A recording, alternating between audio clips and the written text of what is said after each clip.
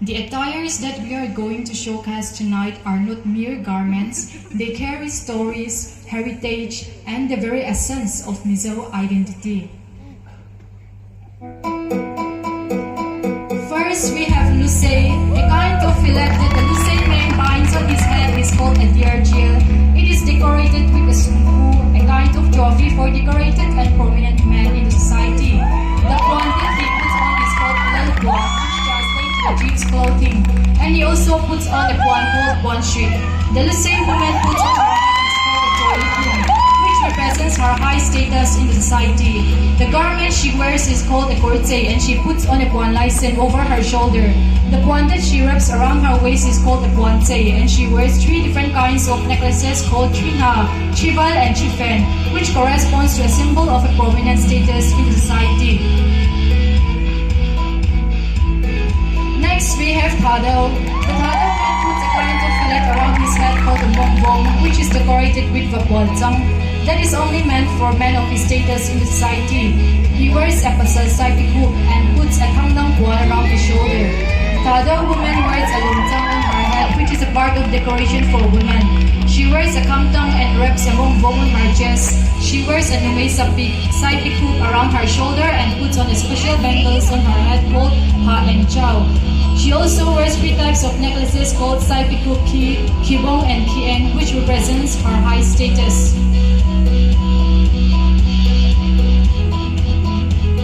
Next, we have Mara.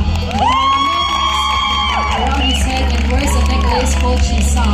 He wraps his body with a garment called jilapao and puts on a duakalapa around his shoulders. The Mara woman wears a crochet and puts a nako around her waist. She puts a sinapo around her shoulders. She sticks a sokla on her hair and wears saka, taipai, and bali on her waist. And wears 3 kinds of necklaces called chisa, and takari. She wears a bracelet which is called lakal. It denotes that she belongs from a well-to-do family.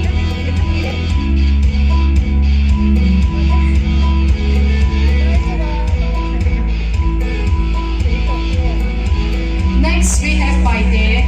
A Paide man wears a fillet called Bandung gel on his head and is decorated with a tukpak, which is meant for men of high status.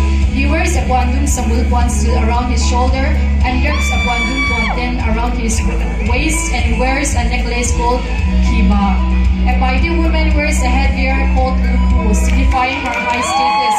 She wears a garment called puanak and wraps a puandung zem around her waist. She wraps puandung liangbat around her shoulder and wears a kiba and kipuandung around her neck.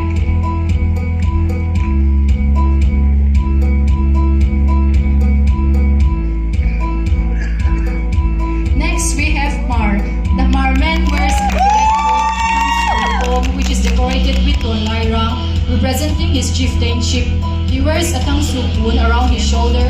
He covers his waist with a marbun. The Mar woman wears a headgear called lukom and a cloth called zakulaisen. She wraps tangsupan rope around her waist. She wears a tangsupunte on her shoulder and wears a necklace called chinha and chival, all representing the rich culture of Mar.